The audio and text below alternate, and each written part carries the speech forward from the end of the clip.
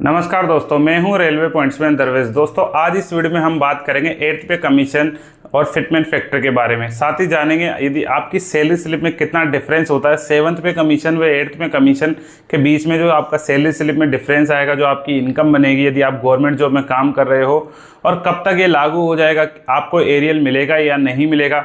और साथ में जानेंगे जो पुराने पे कमीशन लगे थे उनमें कितने ईयर का डिफरेंस था गठन होने से लेके उनके लागू होने तक, और एक्चुअल जो एनालाइज होता है लेवल 1 से लेकर लेवल 10 की सैलरी के बीच में, वो मैं एक्चुअल बताऊंगा। साथ में जानेंगे जो डीए होता है हमारा महंगाई भत्ता, उसका कितना बड़ा रोल होने वाला है सैलरी डिफरेंस में। तो स्टार्ट करते हैं हमारी वीडियो और पूरी डिटेल देखेंगे लेवल 1 से लेकर लेवल 10 तक की।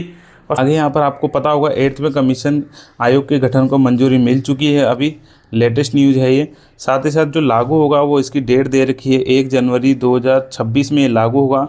लेकिन अभी जो इसका लागू होने का चांस लग रहे हैं वो 2028 में लग रहे हैं, क्योंकि गवर्नमेंट ने अभी 18 महीने का समय और लिया है। तो मैं इसमें आपको बता देना चाहता हूं कि जो पहले जो वेतन आयोग लगे थे वो किस तरह से लगे थे, किस वर्ष इनका गठन हुआ था और किस वर्ष ये लागू हुए थे। तो यहाँ आप देख रहे होंगे कि जो पहला लगा था फर्स्ट 1946 में इसका गठन किया गया था, और 1 साल बाद इसको अप्लाई किया गया था 1947 में।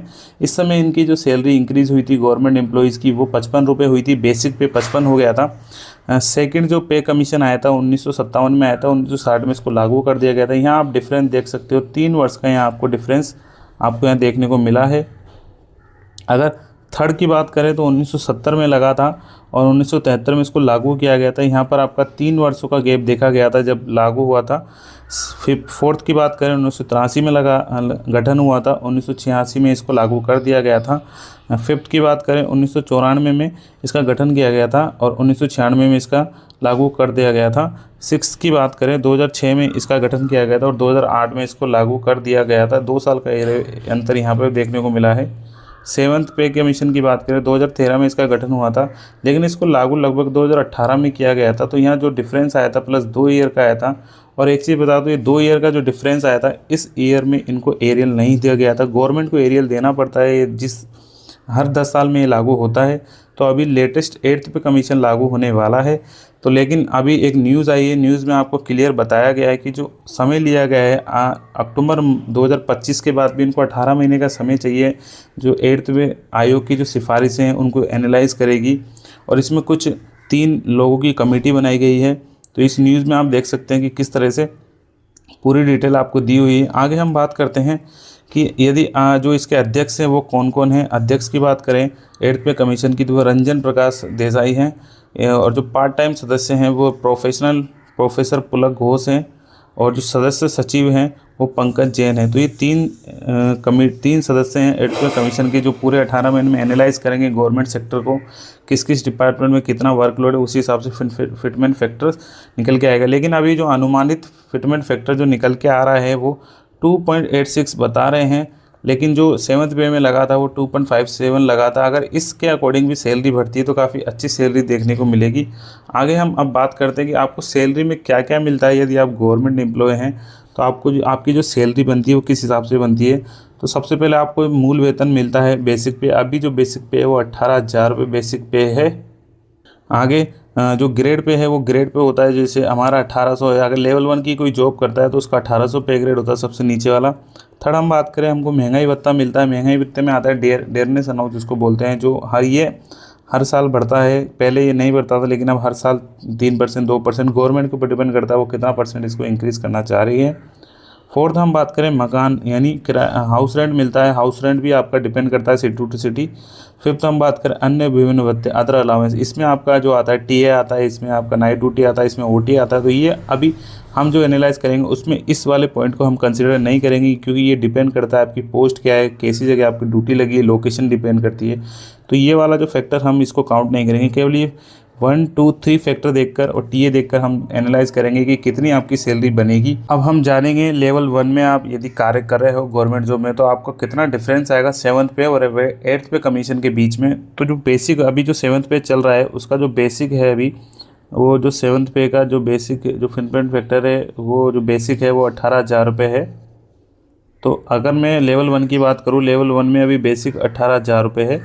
अगर डीए की बात करूँ तो डीए आपका 58% अभी गवर्नमेंट दे रही है, तो 58% 18,000 के अकॉर्डिंग 10,444 आपका डीए बनता है। साथ में अगर एचआरए की बात करें तो 27% अभी एचआरए चल रहा है। यदि आप एक्स सिटी में आते हैं, वाई सिटी जेड सिटी के अकॉर्डिंग मिलता है, मैं एक्स सिटी के अकॉर्डिंग 27% ले रहा हूँ, तो आपका जो एचआरए मिलेगा वो 4860 रुपये मिलता है।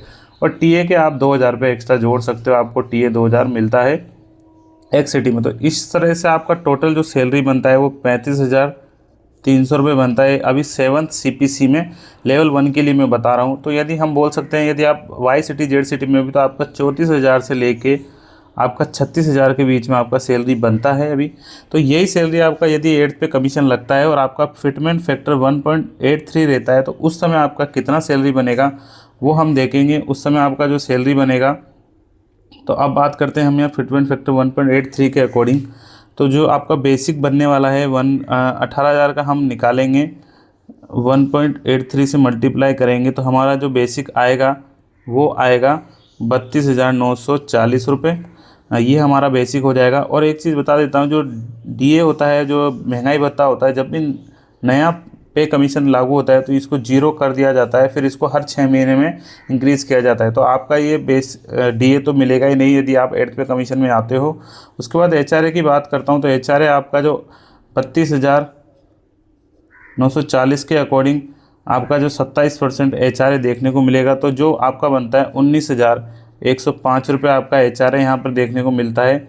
और टीए आपका यहाँ पर 3,000 हो जाएगा उस समय लगभग। तो इस तरह से आपका जो टोटल सैलरी बनेगा जो 8th पे कमीशन के बाद, वो आपका बनेगा 44,833 रुपये आपका सैलरी देखने को मिलेगा। तो अब आप कंपैरिजन कर सकते हो कि लेवल 1 के बाद 7th पे कमीशन और 8th पे कमीशन में आपका जो सैलरी का अंतर आएगा वो आप देख सकते हो। यहाँ पर 35,300 बन रहा है, यहाँ 44,833 बन रहा है। तो केवल 10,000 का आपका लगभग डिफरेंस देखने को मिलेगा। यदि एक्चुअल डिफरेंस यही मिलेगा आपको, जो लोग बोल रहे हैं कि 35,000 से 80,000 70,000 मिल जाएगा, ऐसा कुछ भी नहीं है दोस्तों।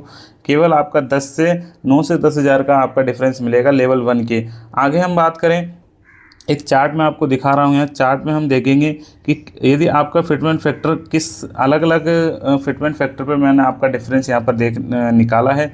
अब बात करूँ यहाँ में, तो अब देखिए यहाँ पर अगर आपका बेसिक पे 18 है, यदि आपका फिटमेंट फैक्टर 1.83 है, तो इसमें मैंने टीए को इंक्लूड नहीं किया है, ओनली एचआरए डीए प्लस जो बेसिक होता है वही मैंने इंक्लूड किया है। तो जो 1.83 जो आपका फिटमेंट फैक्टर आता है, तो आपका लेवल 1 का जो सैलरी है वो 32,940 बनेगा लगभग 18,000 से होके। 1.92 आता है तो 34,560 रुपये मिलेगा 18,000 से। यदि 2.46 आता है तो आपको 42,000 रुपये देखने को मिलेगा। यदि आपका 2.86 आता है, जो अभी अनुमानित बताया जा रहा है गवर्नमेंट की तरफ जो न्यूज़ के अकॉर्डिंग या सूत्र के अकॉर्डिंग, वो 51,480 बनेगा। तो यदि आपका 2.86 बनता है तभी आपका सैलरी 3 गुना होगा लगभग, नहीं तो आपका सैलरी नहीं हो पाएगा। तो ये आप देख सकते हैं इस चार्ट में। आप देख, अब मैं यहाँ पर आपको दिखाता हूँ लेवल 7 और लेवल 6 का आपको दिखा देता हूँ। 35,400 रुपये बेसिक होता है, जिसमें आपका 1.83 लगेगा, तो आपका 64,782 रुपये हो जाएगा आपका बेसिक। उसके बाद बेसिक आपका बनेगा 67,000 और उसका बेसिक बनेगा 87। यदि आपका 2.86 होता है तो 1 लाख के आसपास आपका बेसिक चला जाएगा। तो ये टोटल सैलरी आपका बनेगा। तो ये चार्ट आप देख के आप एनालाइज कर सकते हो। तो ये एक्चुअल डाटा है। यदि आपका 8th पे कमीशन लगता है तो यही आपको वैलिड होगा, इसी तरह से आपका बनेगा। और सबसे मेन बात है, आपका डीए 0 होता है तो आपको ज़्यादा डिफरेंस नहीं आएगा। 15, यदि आप लेवल 6 में भी, तो आपका 20 से 25,000 का डिफरेंस देखने को मिलेगा, क्योंकि आपका उसमें इनकम टैक्स भी कटेगा। तो गवर्नमेंट इनकम टैक्स भी काट लेगी, तो उससे आपका जो इनकम बनेगा वो थोड़ा कम बनेगा।